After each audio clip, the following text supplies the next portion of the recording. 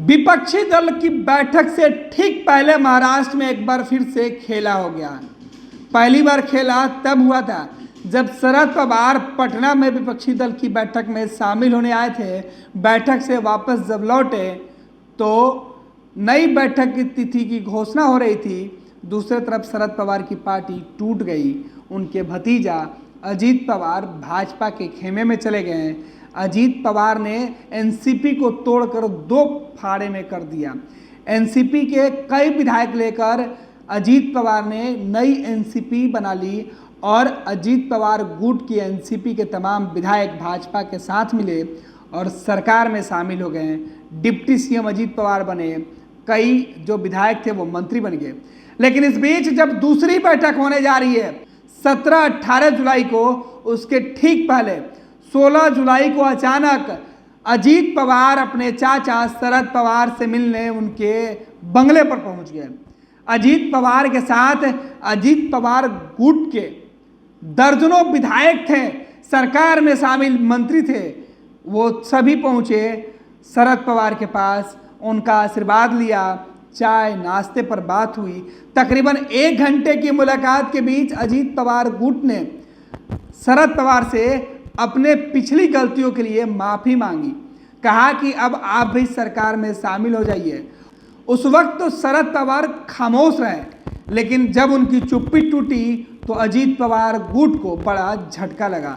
उन्होंने कहा कि एनसीपी भाजपा के साथ कभी नहीं जा सकती है। अजीत पवार गुट ने लाख मनाने की कोशिश की, लेकिन शरद पवार गुट के जो विधायक हैं और खुद शरद पवार मानने के लिए तैयार नहीं हुए। अजीत पवार के कहने के बाद शरद पवार ने साफ कर दिया कि मेरी भूमिका मैंने पहले तय कर ली है कि मुझे आगे क्या कुछ करना है। पार्टी टूट गई, पार्टी बिखर गई, मुझे इस बात की तनिक भी चिंता नहीं है, क्योंकि मैं फिर निकलूँगा और पार्टी जोड़ लूँगा।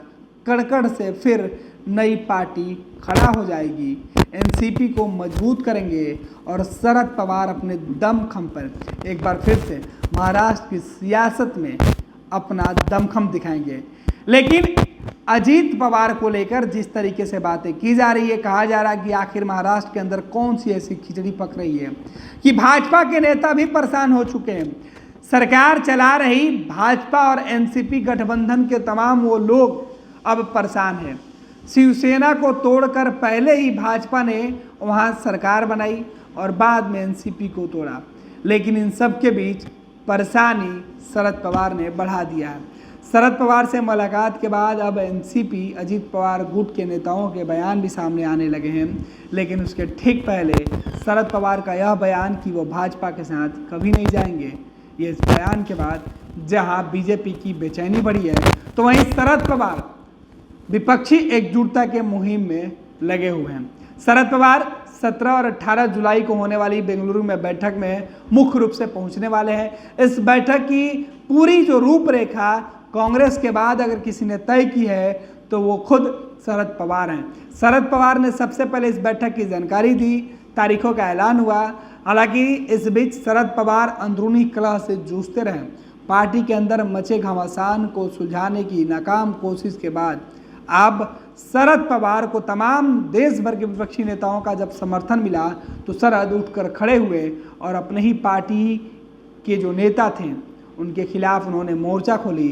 एक बार फिर से नए सिरे से एनसीपी बनाने के लिए शरद पवार महाराष्ट्र में सड़कों पर उतर गए। घबराकर उनके भतीजे और अजीत पवार जो शरद पवार के भतीजे हैं, जिन्होंने एनसीपी पर कब्जा जमाया, वो अपने विधायकों और मंत्रियों के साथ मिलने शरद पवार के पास पहुंचे तो सबसे पहले की गई गलतियों की माफ़ी मांगी। लेकिन शरद ने यह कहकर उनकी उम्मीदें तोड़ दी कि वो भाजपा के साथ कभी जा ही नहीं सकते। बायोम जो है मेडिकल प्रिपरेशन का एकमात्र संस्थान, जहां है complete digital classrooms, video lectures, student tracking system, library facility and 100% result oriented rankers batch. Biome, Hinoo एवं नगरा टोली, रांची।